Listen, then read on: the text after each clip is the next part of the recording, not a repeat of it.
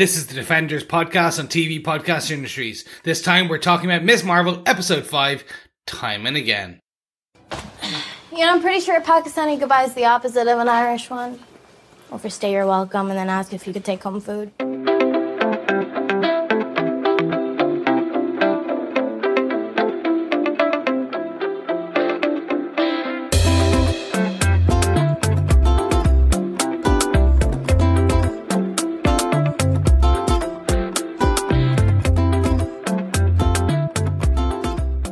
Welcome back, fellow Defenders. Yes, this is the Defenders podcast on TV Podcast Industries. This time we are talking about Miss Marvel, the penultimate episode, Episode 5, Time and Again. I'm one of your hosts, Chris. I'm one of your hosts, Derek. Hello there, fellow Defenders. I am one of your other hosts, John.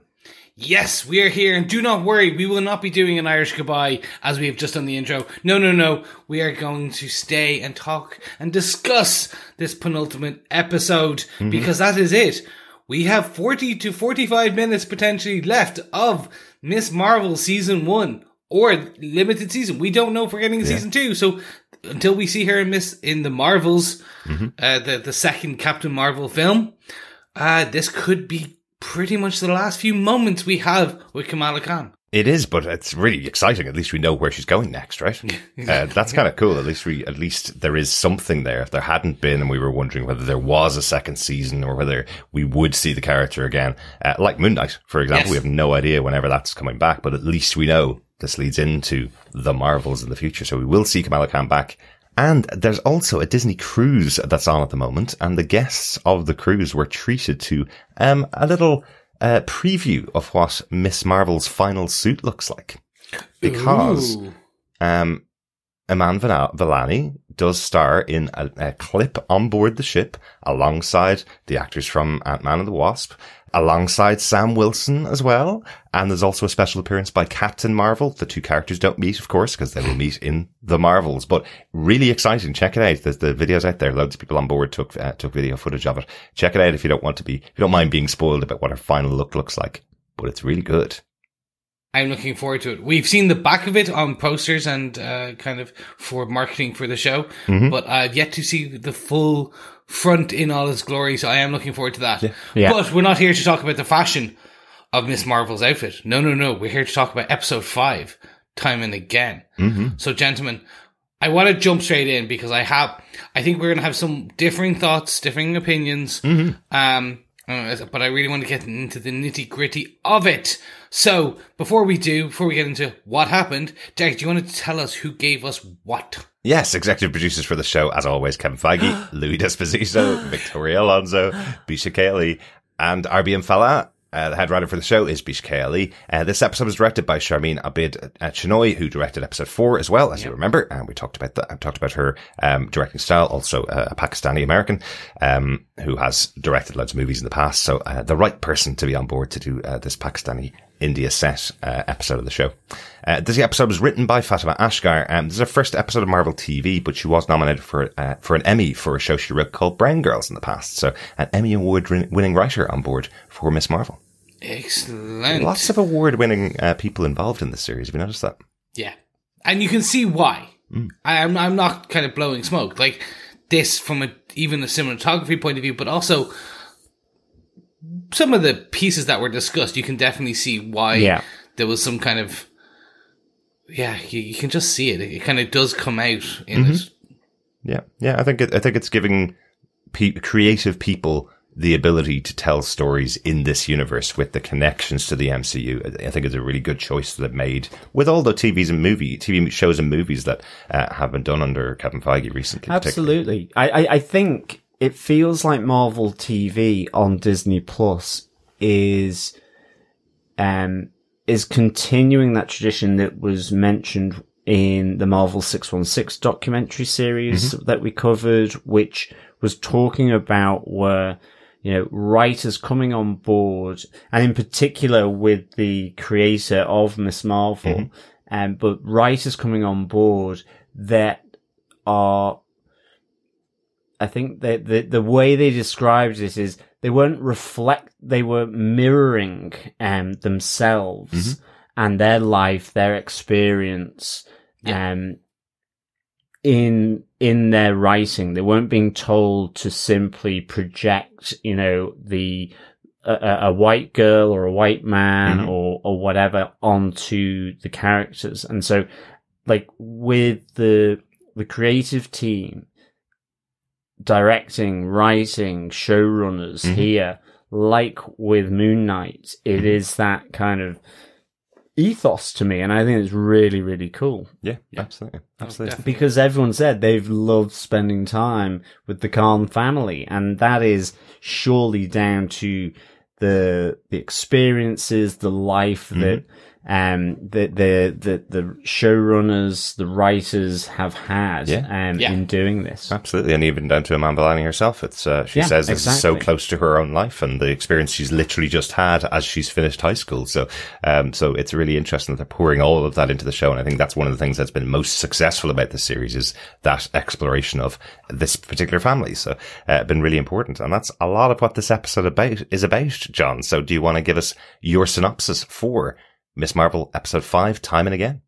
Sure. In India in 1942, Kamala Khan's great-grandmother Aisha is hiding from her clandestine companions. She catches the attention of Muslim activist Hassan. He is trying to rally Sikhs, Muslims and Hindu to unite against the British, but to little effect. Partition is coming and Muslims are moving to the new state of Pakistan. Hassan offers Aisha a place to stay and eat, and the couple fall in love and have a baby, Kamala's grandmother, Sana. As India gets more unsafe, Aisha is confronted by her former companion, Najma, who has spent years searching for Aisha and wants her to finally come good on her promise and open a portal from this world back to their realm. Aisha placates her, saying she needs more time to retrieve the second bangle. In the intervening 24 hours, she convinces Hassan to go with her and their daughter to the last trains out of India to Pakistan. But Najma tracks her there, and realizing that Aisha no longer wants to leave the Earth realm, Najma stabs her and leaves her for dead. With the original owner of the bangle that enhances her powers now dead, Kamala steps in and completes their family's ancient tale by guiding her grandmother back to her father with a burst of stars. With the circle complete, Kamala returns to the present, but must still face the remaining clandestine. A gateway to their realm has been opened by Kamala's adventure, but it's not what they expected, and it kills one of the final clandestine when she tries to pass through. With a word about familial responsibilities from Kamala, Najma is encouraged to sacrifice herself and closes the realm gate by sending its power into her disowned son, Cameron, as he has the power of the Noor as well. As Najma dies, Maniba sees her daughter's power and realizes all of her mother's fantastical tales were true. Back in New Jersey, Cameron is shocked to discover he has a similar command of his powers as Kamala. He seeks out the help of the only other person who knows Kamala's secret, Bruno. After an awkward start, Bruno agrees to help him, but they discover they are being watched as a damage control drone launches an explosive attack on Bruno's home. So there you have it, ladies and gentlemen, fellow defenders. We are at the end of the penultimate episode there. And it goes through a lot. It gives us a lot of historical context. It does give us a bit of a grandfather paradox, which we are dealing with as well in a different show. But we can't talk about that show because we haven't released any podcast out of that show at all yet. So we can't talk about that one. It's coming soon. Yes, but watch the space. But we have that, and then we end up going straight into an explosive ending, if you will. So let's jump straight into it to discuss pretty much probably the first marvelous moment, the first marvelous point in this, which is the full history of Aisha and how, to a degree, basically we saw her in episode 3 back in the 10 Rings kind of temple where there was what we assume to be a dead Kree, a kind of blue-skinned alien of some kind, a hand with the bangles. And we essentially now kind of pick up at the beginning of this episode with her running from the British officers who are screaming to stop her, the last person who would know where she is, as she has run off. So what did you guys think of this kind of, this historical, the flashback episode? Pretty much, we talk about this it comes up in a lot of our shows that we cover, and this is just a different variation where it's not just the original character's flashback, it's the character's family's flashback to a degree. And that was kind of what surprised me, because we left on a bit of a cliffhanger last week with Kamala going back in time and being in 1947 at that moment when people are leaving India to go to Pakistan, standing on top of the train. And I thought we were going to pick up at that moment and there was going to be a big story of her adventure and how she gets back. But that doesn't really take place until about 5 minutes towards the end of the show. This is absolutely the story of Aisha, how she found love, how they started a family, how the history of the jinn within Kamala Khan's family began effectively. Yeah. So, and I thought it was really interesting. I thought I liked the story. It's a very different story for Marvel. We certainly don't see very many romantic tales within the MCU. Yeah. I thought it was really interesting, the whole historical context. I mean, I love history and, you know, just the whole, having the old newsreel footage, the Pathé. Yeah. Thought that was really good. But I do think, you know, for me, I would have liked it if that had then come to Kamala on top of the train. And even if she'd just been able to spot Aisha, after having been stabbed, at the point of passing away and going to her, and then it cuts to her fleeing the British officer, and you get her backstory, you know, after some of those words to Kamala. Yeah. I would have kind of quite liked that, because you're right. Like, for me, thought we were going to go straight into it, and it kind of, because it's such an evolving thing that happens between Aisha and Hassan and why she's doing it, you know, I think I would have, I just thought that may have worked better, but I really liked it. I loved, you know, I would probably say that they had both versions of that edit available to them. Seeing the edit of the show with that Kamala scene bookending the show, you know, where she sees Aisha, goes down to her, and then the story starts in Aisha. And I think they just wanted to jump straight into Aisha's story and tell it straight through. I just don't know what both cuts would look like, but I guess that was a decision that they made, because it's a very easy change to make, to swap that scene around. Absolutely. But I mean, it was great, having Aisha's tale here, because, you know, the mystery is that she just disappeared. We were thinking, did she manage to make it through the Noor without her companions? Was there some kind of rift here? And actually, there was, but she was fleeing the attacks from the Brits in the temple, but ultimately goes into hiding from the clandestine, because she's hiding and fleeing from her companions as well, I think, in a sense here.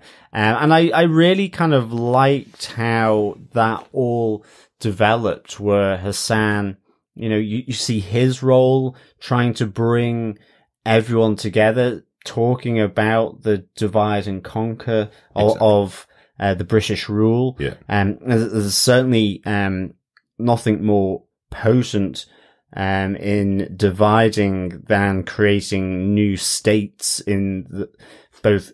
I think at the time it was East and West Pakistan, which East Pakistan became Bangladesh ultimately. Right. So, like, I thought it was really, really nicely intertwined, and I loved Hassan and Aisha's relationship. Just him, you know, sort of offering, and then her coming to the door, and just that relationship building from very quiet beginnings. Like, I love it when he says, "Oh, you do speak," you know, it was just really good.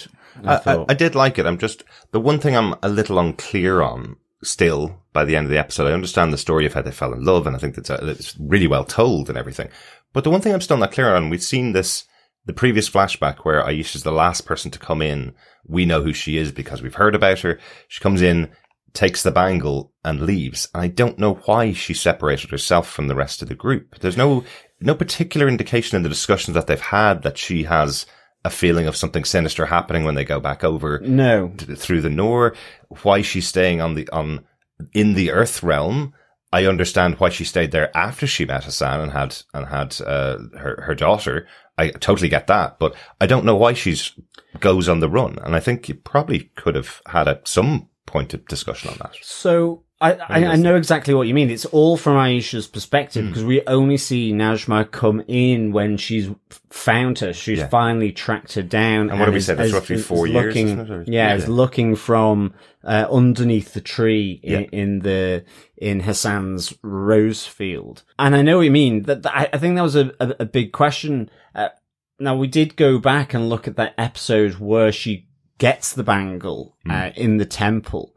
And Najma is the one that kind of splits them up where, because the temple is being shelled by the British, there's gunfire, and Najma says, I'll go back to the other clandestine to help them out because it seems like they're fighting the British troops. And she does tell Aisha to go the other way and, you get out of here because she's got the bangle. But also Aisha does put the bangle on and it activates and we see the purple glow in her eyes. And I just wonder, I mean, we don't know, but whether something that's, spoke to her or the feeling meant that she knew doing the rift was a bad idea or something like that. Yeah. But you're right. There's a little bit of, dare I say it, Terrigen mist about this that you can't quite understand why she went from being seemingly quite with that group, part of the team, to suddenly fleeing. Because, I mean, the initial scene is her fleeing from the British as well, not the clandestine. Yeah. And then she makes her way to the village. Yeah. And then she stays there.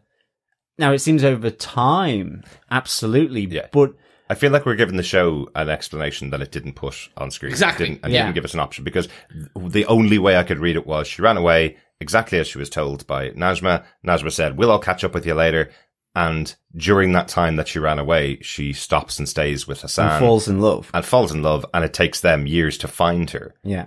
And that's it. Like, that's the only reason that she now suddenly has the connection with the Earth Realm. She wasn't trying to separate herself from them. That's the only thing I can piece together in my head. And I thought it would be more than that. I just thought there would be an actual rift between them. That something had happened in the past that had separated them out. No, again, that's afterwards. But I thought there might be a rift before she met Hassan. That would mean that she isn't connected to these clandestine. It almost seemed slightly odd that before they did fall in love, before having Sana, Kamala's grandmother, that she didn't say, like, literally the next day after he gave her food, right, I have to go now. I have to leave now to go back and find him. So, it's a little unclear. It's like, you keep running west and we'll find you. Oh, wow, she's gone really far west and now we can't find her. That's what the story seems to be. But I don't know. What do you think, Chris? I think they're leaning on what we as an audience know, that there is the badness of the veil and thing. Like, we know that if you use the bangle, it will potentially destroy the Earth. But that conversation never happened. And that's the problem. One of the problems I have, which is, there's just a couple of intellectual writing narrative leaps that they make, potentially shorthand, potentially for time. I can't live on the time argument because this is a short episode. It's a shorter episode, I should say. Yeah.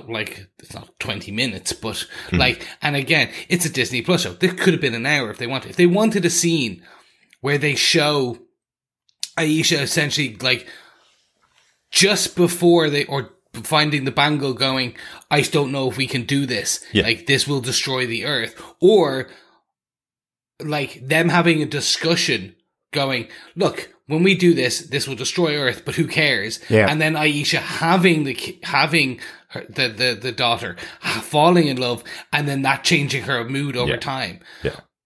Or, and again, I'm making the narrative leap here, like, her having a conversation with her husband and him going, well, you can't do that. You can't leave me and you can't destroy the Earth because that's going to destroy your daughter. Like, but she doesn't even tell him. Exactly. Until the train to Karachi. Yeah. So it was all these little bits. I was like, this is cool. But you're just adding in, you're expecting us to make narrative connections that you don't like there's 3 different routes that could end up at the same, but you're giving us that kind of choose your own adventure. It's all going to be slightly different for each of you. Absolutely. And I will, of course, let's say it. This is the penultimate episode. There's still one more episode. It's entirely possible every single episode has dealt with something from the past of this family. It's entirely possible that we will get that story in the next episode. There will be a scene which will include all the characters that are gone now at the end of this episode, and they will have that conversation and they will clear it up completely. So that's still entirely possible. Of course. Sorry, yes. It just felt exactly as you say. She says to Hassan the last night when they're going to the train station, she tells him, I have got some magic basically involved in me. You always knew I did, but I actually do have some real magic. Yeah. And he goes, why didn't you tell me all along? And she says to him, you knew I was in trouble when I met you. Basically, you knew that I was being chased effectively from the start. And you never asked that question of me for the entire 4 years. So fine. Was she being chased? What was she being chased by? Is she talking about the British chasing her? Is there a disconnection between herself and the Jinn? Yeah. I would hope they will take 5 minutes out next week in the final episode and just put a button on that topic. Yeah, because I really like that conversation from Aisha with Hassan because, Hassan, like you say, knew she was running from something. At least to begin with, you have to assume it's the British because that's what they show. He is certainly against what the British are doing here. So, sees this as helping an ally, initially and giving her food. But he does spot, Najma under the tree. He knows about the woman that was watching it and who she went out to speak to, in that moment. And I quite like, her telling him about the magic, but saying, I didn't care to say this, and you didn't push me. So if you'd pushed or asked the question, she probably would have said it, but it just didn't come up in conversation because ultimately she was happy. Yeah, and I think that's it. She got happy, loving and comfortable with Hassan. They had a child. And so all of a sudden, that was her world, not to go in that house, not her world through the Noor and into that realm. So, like you say, it could just be as simple as that she found love. And while I loved this window into Aisha and seeing what becomes of her, because that is crucial, you need that. It just seemed, I think it was just quick because they had to get back to Kamala and the explanation of the Khan family story of the stars. And there was also then, which I wasn't expecting, her return and what happens at the Vale. Yeah. And I think the final nail for me, the nail that got this was, at no point did Aisha explain that she was a Jinn. The term Jinn never came up. There are other magic mythology users in this culture. So Jinn was never talked on. That's the missing bit because her grandmother goes, you're a Jinn. Yes, I know you're a Jinn. It's fine. You're half Jinn. It's like to Kamala. But that was never explained. So how the grandmother and the great-grandfather knew there was a history of Jinn in there. Right. Is just a missing point. And again, next episode, potentially. But I don't think so. Weirdly, that's actually, I think, a callback to earlier on in the season. Do you remember when we met the Red Daggers? Kamala was specifically told if any magic user landed in the Himalayas, they'll be called Jinn. That's just a standard term that will be used. So I think Sana's father would have taken that term saying your mother was magic, a Jinn, like you, kind of thing. I think that's probably where it would come from. That then answers that. Perfect. Thank you. You know what I mean? But one other thing I do want to say about this segment with Aisha, I do love that it's telling a story that a lot of people maybe don't know. I certainly didn't know a lot of the detail of what was going on, in the separation of Pakistan and creation of Pakistan in India. I love how the story is told through the eyes of Hassan because he's telling you these really detailed things about what's happening to a lot of Muslims in this country at the time. He's saying, the house was built by his father. This is his family home that he's lived in his entire life. And all across the countryside, people are being burned out of their homes because of this push to get them on religious lines being pushed into another country. That's something that doesn't really happen in a lot of countries, creating borders and sending people of a different religion across those borders out of their homes. The elements that are pulled into it, like the local people in the local village, who you see give a lot of respect to Hassan when he's giving his speech in town, when the first time that Aisha meets him, they're giving a lot of respect. By the time she's had Sana as a child, they're no longer even selling her milk because she's considered a Muslim living in his house with her. She's no longer being dealt with, and he's no longer being dealt with by the people in the community. Yeah. Some people are reaching out to him, but I really liked how they layered that in, a nice, an interesting history lesson of what happened. It really is. And it's great to have, because, that context is just, like you say, it just adds new dimensions. It's why they ultimately, he's a farmer. He's growing roses. He has the milk, all this kind of stuff. Ultimately why he abandons, or is effectively pushed into abandoning, his home because of violence. And it's a really important thing, to understand, in the sense that most refugees don't want to be refugees. Absolutely. They want their home back. Yep. They want, if they are pushed, they look for a place of safety. And in this case, it was a newly formed, I think they call it the Dominion of Pakistan, it to effectively be, the part of India where only Muslims would be, but under a new name. Can you imagine, get out of the house that you own, that your family built, get out of that house, and you'll feel safe in the new place we've created for you that you've never been to before. Yep. And we're not even going to help you. Everybody has to go and get a train from the same train station at the same time and get there. There's no passage out of India. This is everybody rushing to get out before they're trapped in a place that's now become really scary for them. And it builds on Sana's chat with Kamala, saying, my roots are in India. But I have a Pakistani passport. But I have a passport that says Pakistan. Yeah, exactly.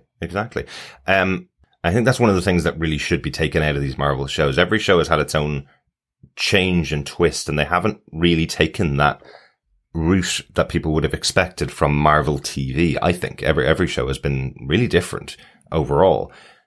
And they're taking these chances because they're trying to do something different with these shows. In here, we're learning the history of a Muslim family from Pakistan, and all of the history in the land that's going on there. But similarly, Moon Knight had a really interesting story to tell. Hawkeye had an interesting story to tell. All of them really different. And what Marvel seems to be really avoiding with their TV shows is just literally having, here's the big bad, punch them in the face for 2 or 3 episodes. You fail, and then you have a big battle at the end. Because that's what their movies were to begin with when they were setting up the universe. And by the end of them, they're all trying to do something different. This phase 4 of Marvel, to me, has been really interesting because they're trying different ways of telling stories for these characters, and all character led. I think that's been fascinating for me. Yeah, look at Eternals. Eternals was an actual, one of the first introductions of a film at a film level going, we're going to give you an historical epic to a degree. And now it had a love story, and then it also had the big bad at the end, but it was still different. Absolutely. And this is what, do you know how I knew this was even going to be a different show? It was like when we get to the penultimate episodes and the opening goes into sepia tone. They change the style of the Miss Marvel, and the Marvel symbol comes into Urdu, and then it gives you a newsreel from the time. Now, I don't know if that's a real newsreel or if they made it just to kind of out of pieces of others, but it looked like I'm learning about the history of Pakistan and Karachi and the Exodus. Yeah, but I'm assuming it is as historically correct as I'm going to be able to, without kind of opening a history book, I'm ever going to learn.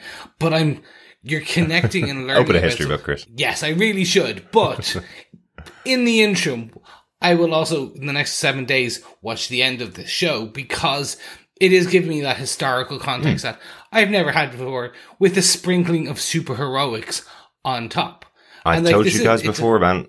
Definitely, the three of us get together and we write the new origin story of Banshee from Ireland, and we will be right in there in Marvel HQ getting rights to a 6-episode Banshee story. That'd be awesome. Telling you. But this whole period of Aisha in India does end where we thought it was going to end, with Kamala coming in, taking over, and filling in what she thought was Aisha guiding her grandmother to her great grandfather. There you go. I was trying to get all the family members right there. She uses her power, and the discs that we've seen her create, which is what Sana's climbing on to go across to her father, break into these stars, which lead Sana to her father. Did Sana do that? Yes. Did Sana break them into the stars? Because it's not something that Kamala seemed to have control over. In fact, Kamala says, I can't create stars. I can only create circles. Yeah, exactly. So it looks like Sana did use her power there. It's quite cool. Yeah, it looked like, because at a point Sana as a child has her hand kind of outstretched in front of her, like almost like she's trying to grab the stars, but she's walking towards them. So basically, she essentially broke Kamala's circles into smaller stars that then start to drift away. Yeah, and it's to the whole thing that Aisha says to Kamala, what you seek is seeking you. It's all that thematically through that. Kamala is seeking answers. Kamala is wanting to know about her great grandmother, Aisha. She finds her, but Aisha is also needs her to be there in order to help her daughter. Yeah. And similarly then with Sana, with young 7-year-old Sana, she's looking for her father. Okay. And she is seeking him, he is seeking her, and uses the power to do the seeking effectively. Yeah, exactly.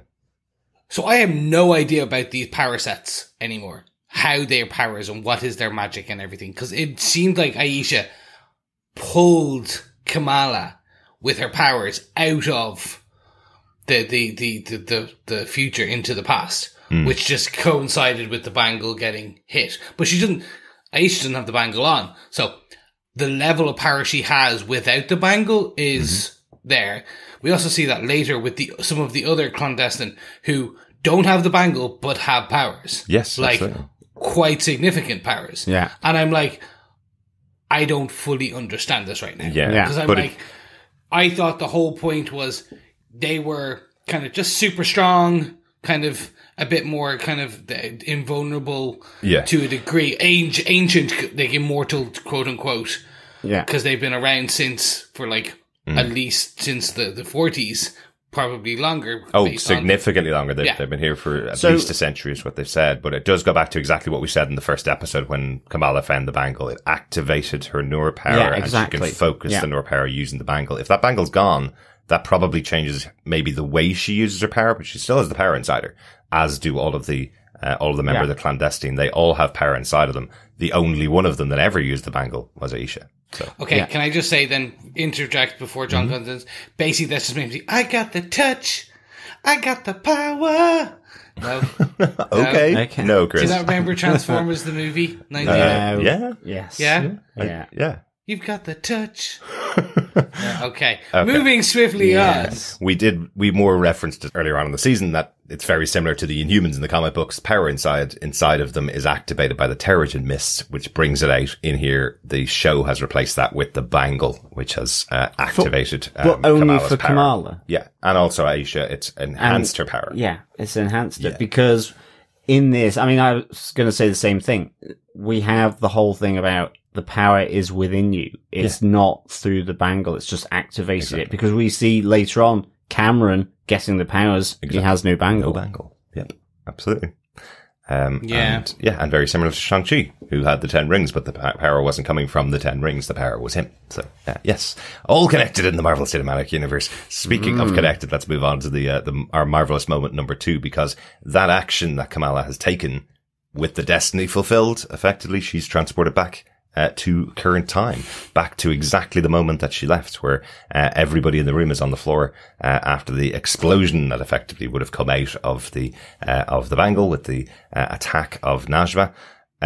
But the consequence is that the rift has opened up now. So whether it was the connection of the bangle and Najma's weapon, which we still can't really work out what it is, the double-bladed kind of handled swordy thing. That dagger. Yeah, dagger thing. Yes, not sword. Swords are much longer.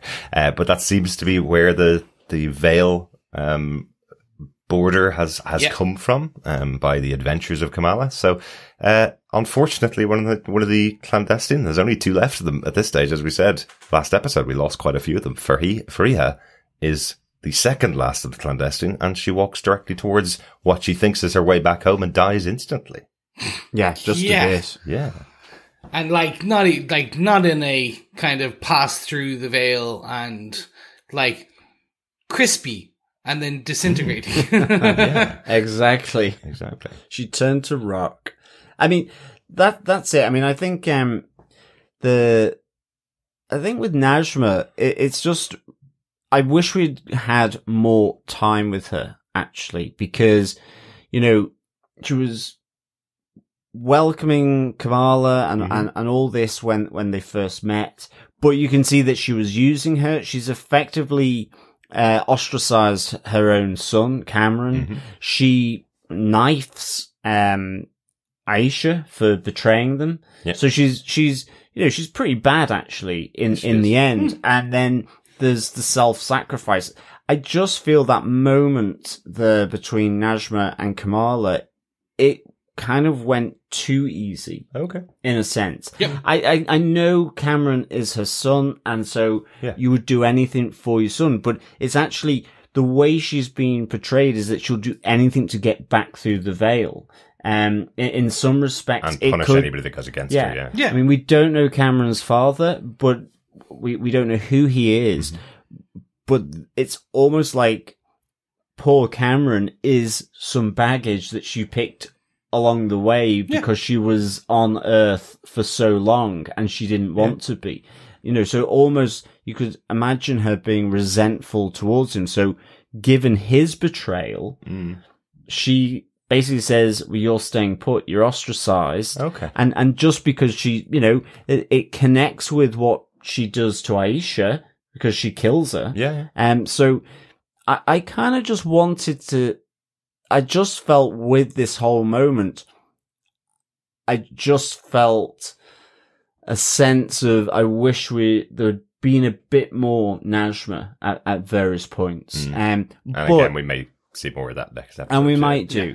But I thought it was really cool turning into that crystalline rock. I thought the CGI around the skull was possibly a little dodge, at least for the Najma one. I thought Freya's went fast enough that it looked cool and really scary, and it was a real shock that it happened as well. It went really well, but I think them dwelling on Najma's CGI skeleton falling apart, I thought that didn't look great. No.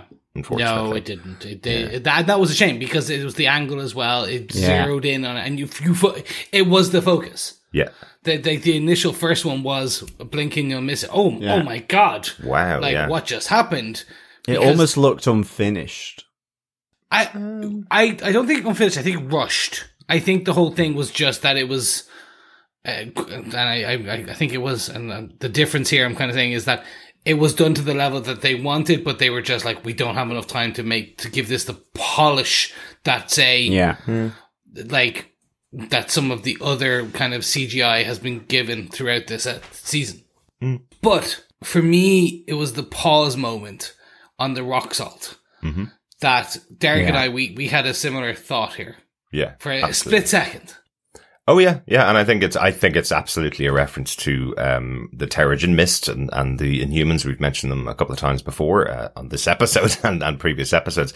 This looks very similar to how the Inhumans were created in Agents of S.H.I.E.L.D. specifically. Yeah. This was the whole story of Skye in Agents of S.H.I.E.L.D. and how she became Daisy Johnson, how she became Quake, getting her powers, going inside the rock and then bursting forth with her powers, after being trapped in rock. This looks very similar. Yep. So I'm almost certain they paused for that moment so that they could give a reference to, the Inhumans, because comic book version of Kamala is an Inhuman, and that's exactly how she got her powers. Terrigen Mist. Yeah.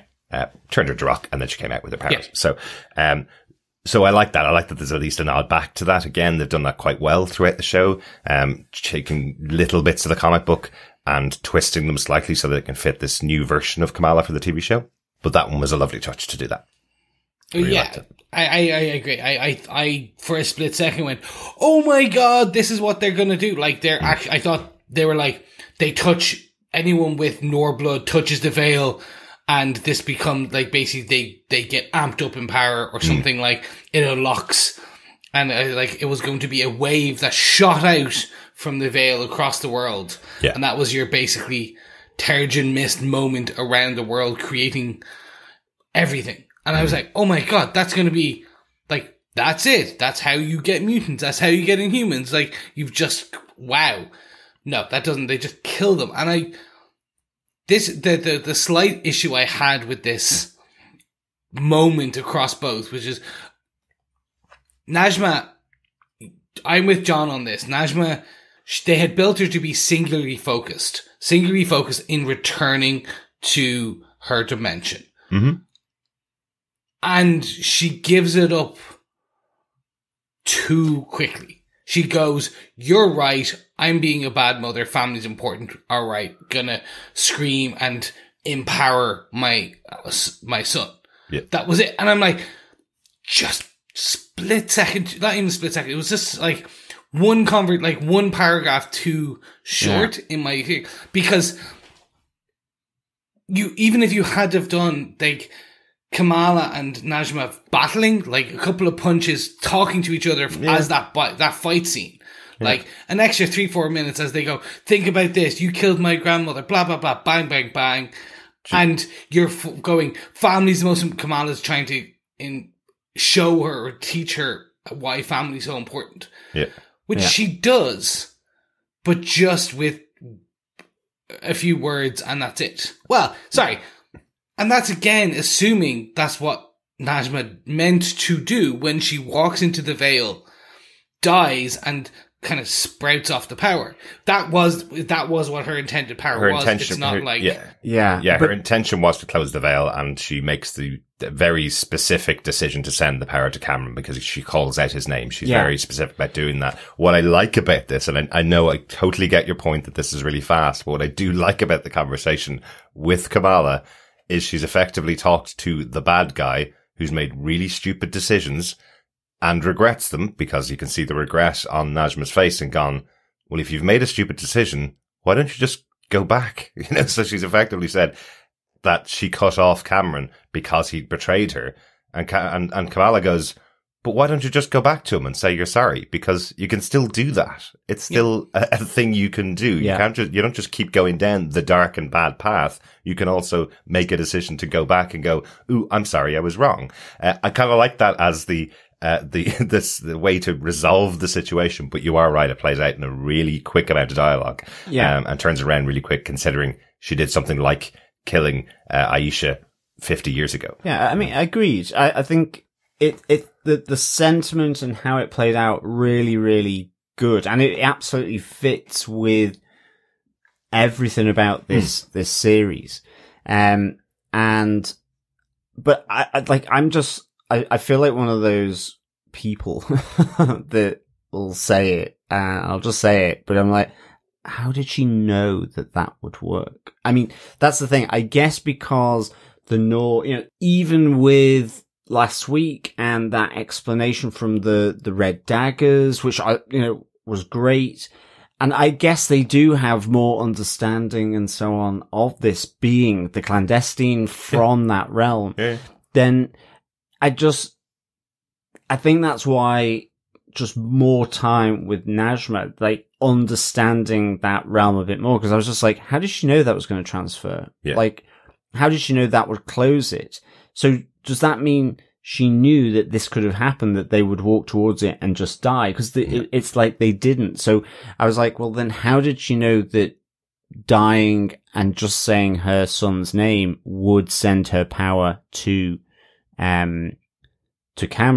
So the power of but the door to him. Still, I'd hate being that person, because I'm quite happy to sort of lie back and let the river take me, so to speak. But I think it's just a lot happened in this episode, and it was just trying to figure out where it came from. But I still really enjoyed the moment. Well, let's focus on the things they probably want us to focus on about the scene, because one more really important thing happens here. Maniba sees that Kamala has the power. She's been the one that Maniba's heard about. Some great scenes there with her and the family trying to track down Kamala, wondering why she hasn't come home, and her learning, hang on a second, there's spyware for parents? Why didn't somebody tell me that I could spy on my 16-year-old child wherever she's going, just by activating her Find My Phone function? Love that with the cousins. It was really good. But Maniba realizing, and that moment of pride within her, that her daughter is a hero, and it also explains her entire history. All of those stories that her grandmother told, that her mother told her, were true. She just thought she was playing at fantasy, but now she gets confirmation that her mother was never trying to tell her fantasies. These were all true stories that she could have believed. It adds that layer for Maniba as well. But I love how she says it as well. She goes, "Are you the light girl?" Yeah. So I just really, really like that. I even like the bit sort of after that where Sana is showing all the rebellious photos of Maniba as well. Really loved that whole thing. Absolutely. I love how affronted she is, even though Bruce Springsteen is also from New Jersey, how affronted she is that she would run away to follow Bruce Springsteen, not Bruce Springsteen. Of course it was going to be Bon Jovi, right? Wow. Love that. Wow. Love that. I enjoyed this, and it's becoming a bit of a common thread on this episode for me, and I won't belabor a point. This bit happened too fast for me. An overprotective mother. She does show pride, but she just automatically accepts, oh my God, you're the light girl. Mm-hmm. Like, then it's just kind of like, yeah, everything's fine. Like, not just, I've witnessed 2 people die in front of me. Yeah. And my daughter has magical powers. Yeah. And all that time. Like, it's a split second too fast. Yeah. Where you think this is a mother who had a bit of a mental breakdown because her daughter went to an Avengers con and disregarded her. Like, if you had have gone her walking into the rooms going, Kamala, I'm gonna kill you, blah, blah, blah, blah, blah, blah, like, or you're grounded for life. And then you have Kamala, like, punching someone out with, like, her powers or doing something super heroic. But even, and again, this also I'm going to jump in. There's a piece where Kamala runs off to speak to the Red Dagger up the top, above, kind of on the balcony aspect. And it's kind of alluded to, because you don't see it, Kamala kind of using her like light powers to build stepping stones or kind of platforms she can jump on up. Yeah. And her mum's eyes go wide. Mm-hmm. But you don't see it, and that's it. Like, she doesn't go, oh my God, like, my daughter's floating in the air. Or go like, what, careful. Oh, it was just. So she'd seen Light Girl use her powers, remember? Yes. So she knows, now that she knows that Kamala is Light Girl, she knows the powers. She's basically smiling and going, wow, that's really cool, effectively. And she's also connecting it back to all the stories that Sana told her from childhood about their family having Jinn powers. So I think they're all coming across. You're right that it's very fast, but I like that they revisit it later in the episode where Maniba's telling Kamala, I'm sorry for holding you so tight and so close, but I'm worried about losing you and you going out into the world at the age that she is. I think that's a really important moment between the two of them. But there's so much that's being touched upon here. That moment where she's saying goodbye to the Red Dagger, to Kareem, just seems to be coming out of nowhere. Right, later, we're now going back to America. So I guess I'll see you again sometime. Not really too sure about that, because he seems to have a lot of warrants out from the American government for things that he's done in the past. He seems pretty young to have a lot of warrants out for him, doesn't he? Yes. You never know. Maybe the Red Daggers have lots of warrants out for them, and now that he is the last of them. But There's one other big thing that's going on in the episode. Did you notice the costume of Miss Marvel is still being built upon as we go through the episodes? We now have I was going to call it a face kerchief. That's not the right word. But the face covering that the Red Dagger has been using, he passes that on to Kamala. We've heard that that's been going back generations. So again, another historical item that's being passed on to her from the Red Daggers, like her waistcoat, that we saw before. We also get, very cool touch here, we also get, the necklace of Kamala, which was her name in Urdu, has broken and is now forming a shape which is her initials in Urdu. It's just a K or a KA, and looks kind of like the lightning bolt that Miss Marvel based her costume around, but is different. Is not a lightning bolt. It is actually an Urdu letter, effectively. So I love that touch. This is something new, different from the comic books. She took that inspiration from the original Miss Marvel in the comic books, which doesn't exist in the MCU. So now this is connected to the Urdu for her name. So lovely touch there. But again, more and more building on her costume. So we will see a final build of the costume, I guess, next week, right? I think that's it. I think her mum and her kind of granny are going to surprise her with a built costume that she adds then Bruno's mask to when they get back to Jersey. They are going to mother and grandmother the hell out of what she's got. Oh my God, you know what we're going to get? Be perfect. We're going to get a sewing montage. That would be awesome. It's literally what we're going to get, a sewing montage. Costumes made by Illuminantes. Yeah, exactly. Oh my God, that would be even better. I think just finally on this point for me, like yourself, I love the sentiment from Oniba. She is one of my favourite characters from this series as well. I thought that was really great sentiment. And also that with Kareem, he says, you can always call me. So I'm glad they've not just phased out the Red Daggers here, that there is hope for them to be back in whatever stories that are going to come up here with Miss Marvel, because I think it's a great pairing, and I think it really works. It works really well. And did you notice the little nod there? Everybody thinking that the Red Daggers are just the two people, but he does say, I've got to go off and tell the rest of them about the death. So there are more. It was just it was just the two of them that were dealing with Kamala. So nice little line there. So we may see other Red Daggers in future. Good stuff. Because there probably are other deserters or kind of exiled people from the North Dimension, or maybe other dimension, because he does mention it's just one, and that is a big world that the map he shows. So their whole thing is monitoring for this. That's potentially kind of, they are some version of the kind of time police that we've seen across other kind of Loki and things like that, or the Sorcerer Supreme who monitors people coming in from different realms, right? Exactly. He didn't pick those up. No, he did not. So lackadaisical. Yeah, well, I suppose that they did just lose a lot of people, so. Yeah, that's true. So, should we move back? Should we get transported back to Jersey? Should we move back to Jersey as well for our final marvelous moment? Yes. And essentially it's with Cameron and Brian. Bruno. Absolutely, yes. Strange things happening at the Circle Q. Yes, exactly. This is the last 3-4 minutes of this kind of episode. We get Cameron, after being already powered up in the other alleyway, kind of ending up behind the circle and essentially kind of going, Brian! And Bruno, being a nice person, kind of brings him in, hides him. And you do get a couple of funny changes where, like, you have a poster of Nikola Tesla and he goes, oh, you're a car guy. Yeah. And he goes, like, aluminium, the magnesium, my favorite element. Yeah. That's my favorite element too, yes. Yeah. It's argon. Argon, it is excuse argon, me. yes. Argon is even better. It is even better than magnesium and aluminium.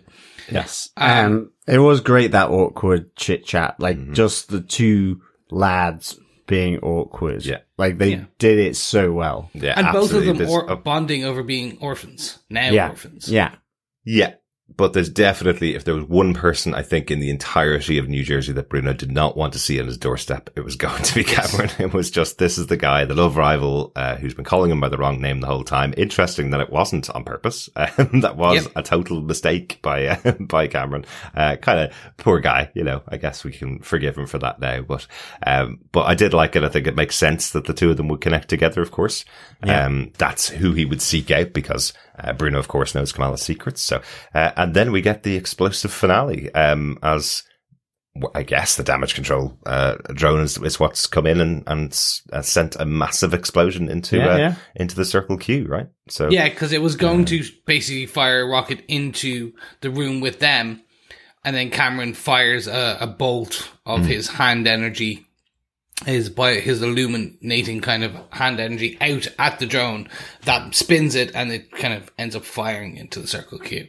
Yeah. Ah, I see. Okay, I did not connect all of that together. No, yeah, because it's a blink and you miss it, but Cameron throws his hand out and it kind of basically shoots, much like his power from the comics. Yeah. It basically shoots that kind of bioluminescent kind of bolt out. Yeah. And then the drone starts to spin and it ends up shooting the rocket right through the front door. Yeah. Which then basically explodes, and we fade to the ending of the Miss Marvel based out of Karachi. I'm assuming the opening and the ending next episode will also be back in Jersey. Our hero is on their way back, hopefully, to save her friends. But that's the end of the episode. Yeah. And that's the end of the penultimate episode. So before we get into what we think, where we are, etc., is there any other final notes that you guys want to chat about? Nope, nothing from me. Oh, I think we covered everything there. Yep. No, I've already just mentioned, I did mention the opening credits and stuff being Seppiathon. I love that. I love anytime they merge the opening Marvel Studio credits into something else. It's just always that was happy cool for me. Yeah. Cool. Nice touch, and I just continue to love it. Yeah. Okay, gentlemen, let's get into whether do we defend Miss Marvel episode 5 time and again.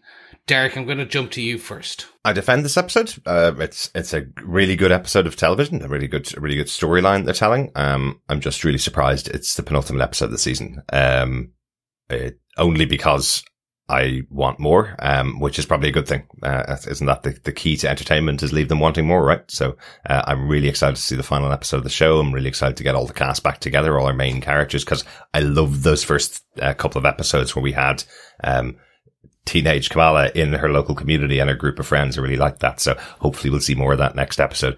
And at least we know we're getting the Marvels in the future. So we will see Kamala Khan back. But I do defend the episode. I think it was a good episode overall. Excellent. Johners, do you defend this episode of Miss Marvel episode 5? Yeah, I do. I do defend this episode. I give it 4 periodic tables out of 5.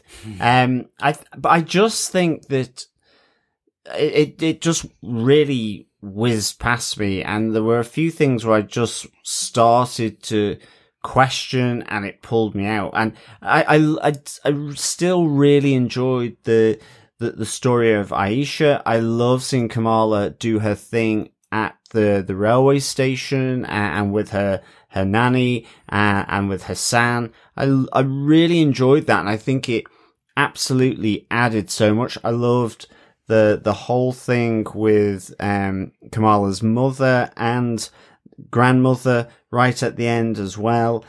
I just needed a few more connecting dots, and I think they could have done that just by adding 10 minutes onto quite a short episode.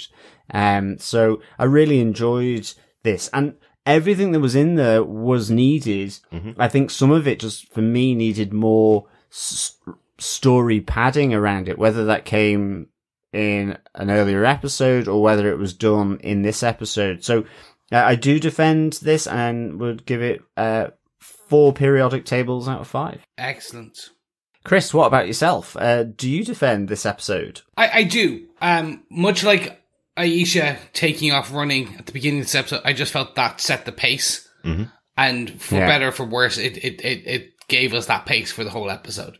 So just, it had to give us some slight narrative leaps for kind of ourselves to make. And overall, I really enjoyed it.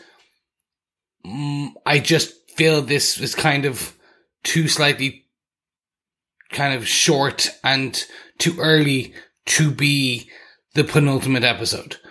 I felt it like this could have happened later, or like Aisha and Najma could have died later, and we could have had more information and got more storyline, and it just all went by in a blink of multicolored sparkles and stars, where I just wanted a bit more. I think that's kind of the only downside I can have.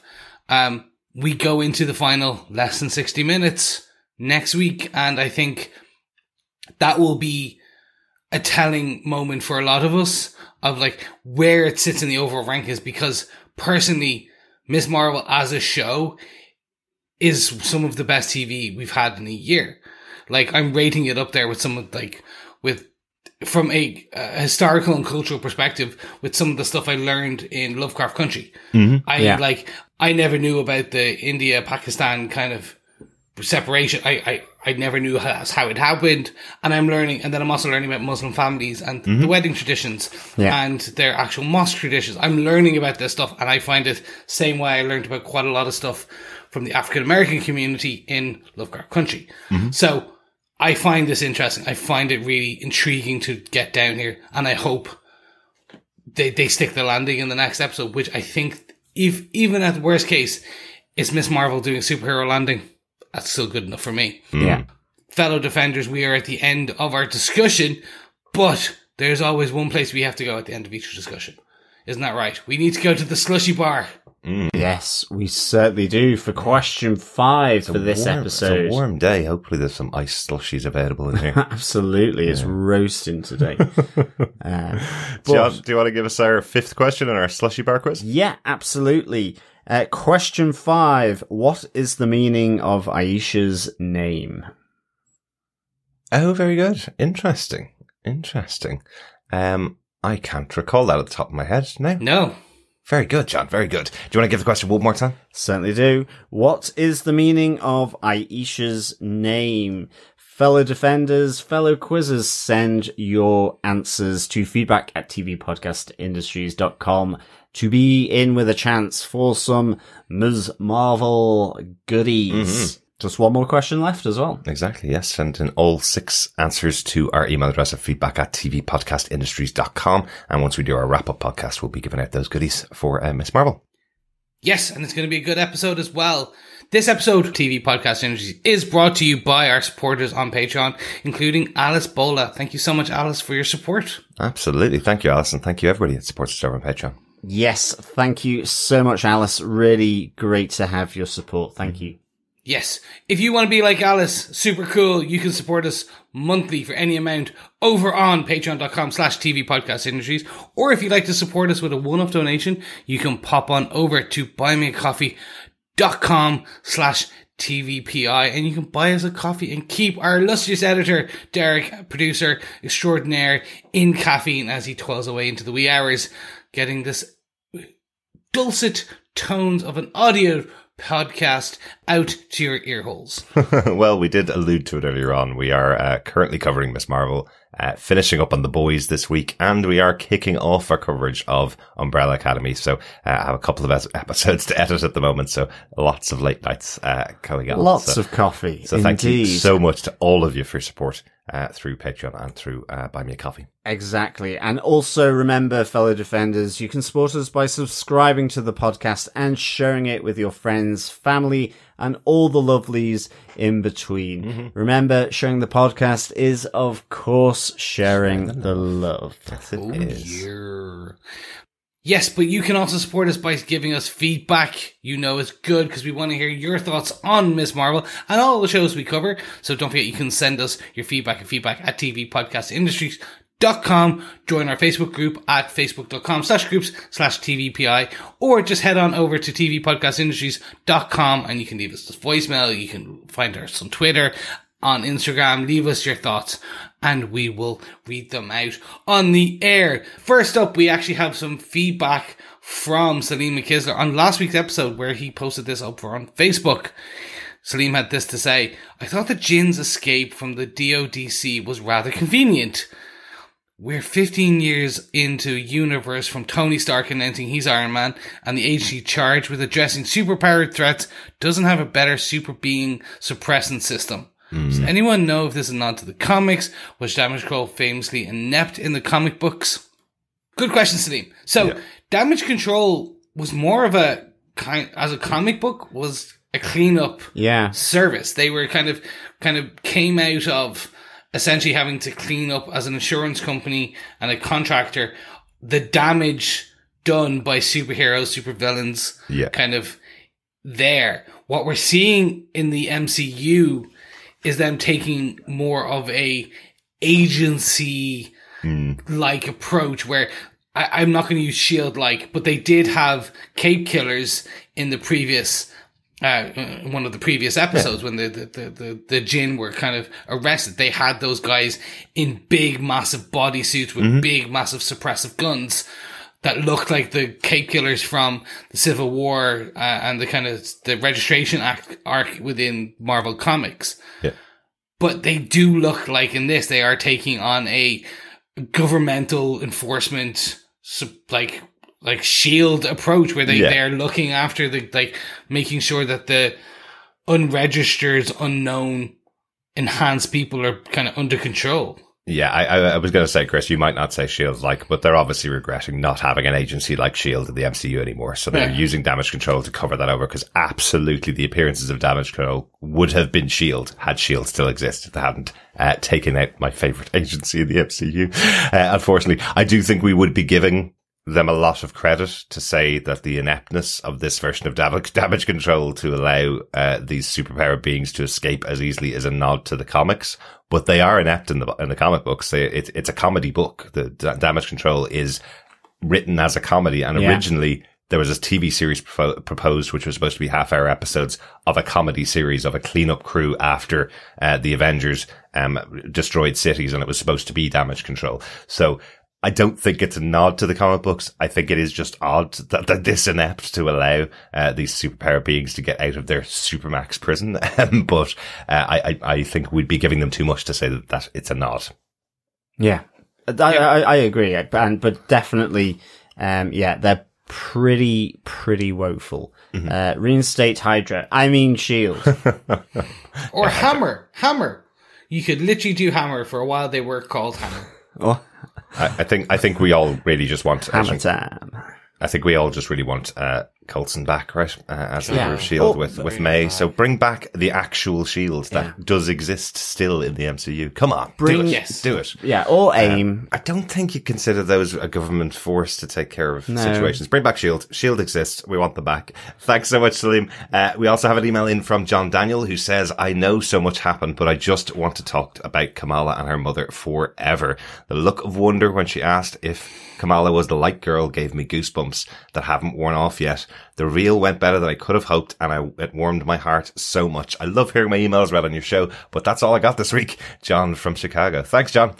I'm with you. I really liked the scene. I know it was short. I wanted more of it, but I did really like the scene between Kamala and her mother. It's been building throughout all of the episodes. The relationship between these two characters so central to the show, and just to have that moment of pride, I guess, of Maniba was really good. Yeah, cheers, John. We also got an email in from Jerry in Niceville. Hey guys, this episode was a great lesson about the terrible history of India and Pakistan. How it is never talked about in schools or talked about as just a footnote in a story about Gandhi. Mm-hmm. But this episode was all over the place in tone. You had serious historical drama with sappy family story tropes dashed with some superhero stuff. This was my least favourite episode. This series started as a good meaty steak, but then they added maple syrup and black pepper on top. Jerry in Niceville. Thanks, Jerry, for that. Definitely everyone should always read their history. And hopefully in schools they allow the actual stuff to be told rather than just not cover it at all. But it is pretty grim, the story of the British in India. It really is. And I know we're not as old as our parents are, but we're not too far away. So a lot of this history would have been hidden in our school, because as they always used to say back then, history is written by the victor. So we wouldn't have got taught exactly. a lot of this stuff. And dare I say, the British in Africa, in particular Kenya and South Africa, British Islands. It's all pretty grim-o, I think, where the British Empire comes into play. It was effectively white supremacy sort of policy around the globe. So, definitely read the history. It's always good to learn from terrible mistakes as well. But my Banshee story is definitely coming together, guys. And to be honest, I think, this is also, I guess the weakest episode for me so far. Right. There's a lot that I like in it, and I think a lot that needed to be told for sure. But I would certainly think it's my weakest of the series so far. And just trying to now imagine as well steak with maple syrup and black pepper. I reckon there's a restaurant somewhere that does that. I can see it. Yes, thank you so much, Jerry. Great to hear from you as always on the shows again and again. Over on Facebook, we also got some feedback from Heather Wallace on this episode, who had this to say. Maybe that love quadrangle will resolve itself with the Bruno Cameron pairing. The last 2 episodes have really brought home that I'm actually Muniba's generation. Last week, the conversation she had with her mum about cleaning the house was exactly the conversation I had with my mum for years. And this week, it was the Bon Jovi reference and 80s outfit. I'm not sure how I process that information. I mean, it's one thing to have the hilarious 80s flashbacks on The Boys when they feature Jensen Ackles, or the nostalgia of Stranger Things when I was the same age as the kids. But to be the parents' generation, I'll just have to hold on to what Muniba says. We had lots of adventures. Exactly. Yep. You know what? That would be definitely me and you, John. Well, more you as well, because you're older. I'm a whole year older than you, John. Well, 361 days older than you. That's right, isn't it? Yes. Yes, it is. And I am so young. I am just a cherub in your eyes in comparison. Well, Chris you're not doesn't Kamala. remember the 80s. That's true. It's true. I'm not that young. I wish I was that young. But yes, we know what you mean, Heather. We know what you mean. We certainly do. Thanks so much, Heather, for your thoughts. Really good to hear from you. Absolutely. Thanks, Heather. Dr. Bob Phillips says, so many things to love about this episode, from the way Baby Nani used her own Noor to make the stars, to the reveal of the genuine misnaming of Brian, or is it Bertie? Bruno by newly powered Cameron, and through the stitching of the veil by a mother's redemptive sacrifice, echoing that of Aisha earlier and balancing evil mummy karma perhaps, though that's now mixing religious systems. It's very true. Yes, lots of different systems there, Dr. Bob. But yeah, I'm really glad you enjoyed this. There's definitely all of those touches in there, and I totally understand what the guys are saying, what Chris and John are saying, that, they are just touched upon and may have been allowed to linger in a different movie or show, or if they'd been allowed to linger, maybe they would have been better. Yeah, I totally agree with Dr. Bob on everything he said. I think it's just, talking about the layering with this historical stuff and with the family stuff and how it's all layered in, and for the Khans, and I need that family layer for Najma, because, Dr. Bob totally right about that sort of redemptive sacrifice, and stitching it and echoing it to Aisha earlier. And so just that layer of Najma and her family, whether it's Cameron, the clandestine, and so on. I think just a little bit more for me, but totally there with the sentiment and that for sure. I wonder, is it because they're doing so much different on the show, when they try to rely on standard tropes, they kind of fall over a little bit?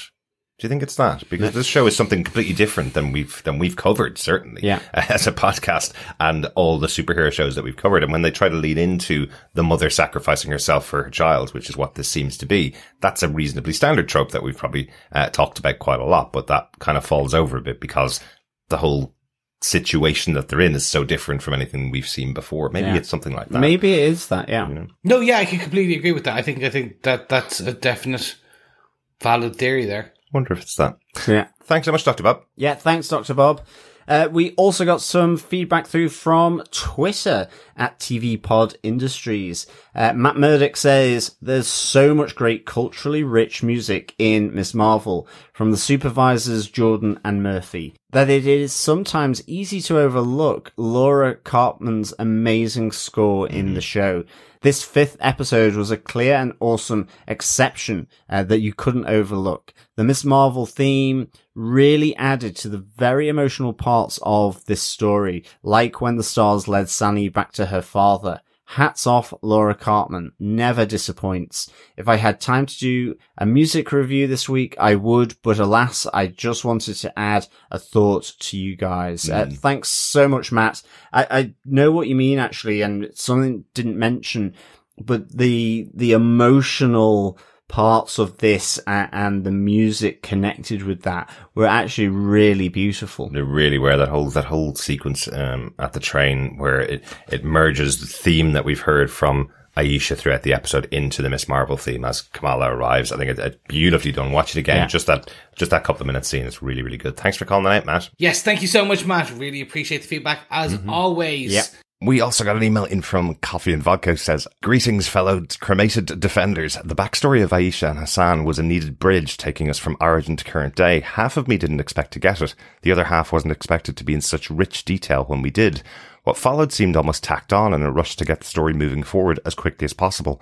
How and why did the portal appear? It destroying the Jinn felt right in a firm no returns policy. But how was Najma able to affect the portal? How was the energy of it, and possibly her own essence, transferred to Cameron? The regret she showed for Aisha and Cameron before possibly sacrificing herself and closing the way back seemed unearned. Where was the conflict of a concerned mother to her daughter whom she just learned had been keeping such an important secret? Damage control was onto Cameron way too quickly. Just as swift was his, oh look, I've got powers now, reaction. And then a sudden explosion to blow out this penultimate episode candle. Guess what I'm saying is, the final 10 to 15 minutes should have been stretched over a couple of episodes. 4 Jinn mummies out of 5. Peace and take care, Coffee and Vodka. Thanks, Coffee and Vodka. Good to hear from you about your thoughts on the episode. I think we're on a similar place, I think, with the guys. It does seem quite rushed overall. I know, obviously, Damage Control would have been trying to find Cameron since they escaped from their Supermax prison. So I'd say they were on the trail of him.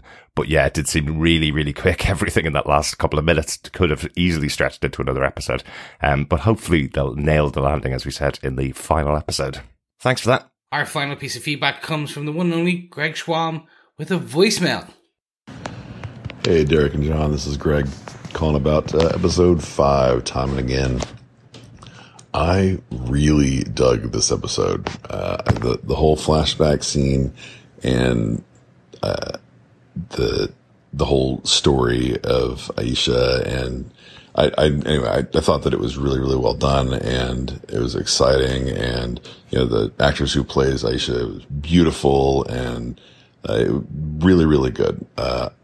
My only complaints about the episode are that I guess we're not really a complaint, but we have some definite, obviously some Back to the Future, Harry Potter type stuff that,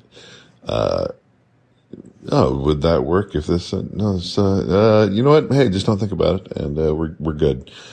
And then it seemed like some of the writing, with, Kamala and her mom and her grandmother was a little clunky, and just the whole reunion hug at the end. It was, I just thought it wasn't the best, but I really enjoyed the rest of the episode. I look forward to hearing you guys talk about it. Bye. Excellent stuff. Thanks, Greg. Yeah, thank you so much, Greg. But I can I say that? He didn't address it to me. That's true. Yes. It's only because we have moved around hosts on this show more often in the last month than we have a couple of years, I think. That is true. So thanks, Greg. It's okay. Yes, thank you so much, Greg. And I let you off this one time. Just this one. Everyone gets one. Yeah, great stuff, Greg. I think that kind of echoes again a bit how we've also felt about the episode. So yeah, really great to get your thoughts, Greg. Thanks. Oh yeah, and Greg, I love the I love the strategy when we start getting Back to the Future or Harry Potter stuff. Sometimes it is best not to think about it. I like it. Just wave it away, move along, just stick with the story. That's where we're going. Yeah, yeah, absolutely. Yeah. Thanks again, Greg. Thank you so much, everyone, for your feedback. We really appreciate it. As always, if you like what you hear, why not head on over to TV Podcast Industries, where you can subscribe to each and every episode that we put out. As we have alluded to, we have started recording our thoughts on Umbrella Academy. Yes, that will be one of the next shows we cover. But before that, we will be back next week with the finale for Miss Marvel. Yes, we will. But also this week, we will be releasing our finale thoughts on the finale of The Boys. Yes, this season of The Boys is coming to an end, and it's going to be good. Well, let's hope so. We assume. We assume. So. Yes. They're going to stick the landing or blow it up in a one or the other. It will be napalming the property. Absolutely. Yes, much like Giant Whales from season 2, it will be it is going to be finished one way or another. Yes, thanks so much for joining us. We'll be back again next week. I'm so tempted to do an Irish goodbye and just cut the podcast. Oh, I could so do it. So we're just going to keep talking and fade to darkness. Yes, and slowly edge towards the door. Yeah. And then just run. Don't say goodbye, and everybody wonders where you are. They wonder whether you've been kidnapped or whether you're paying for that last round of beer. Always kidnapped. Always kidnapped. Always kidnapped, yes. Bye. Yeah, thanks so much, fellow defenders. I'll give you a big, warm, sloppy goodbye from me. And remember, keep watching, keep listening, and keep defending. Bye.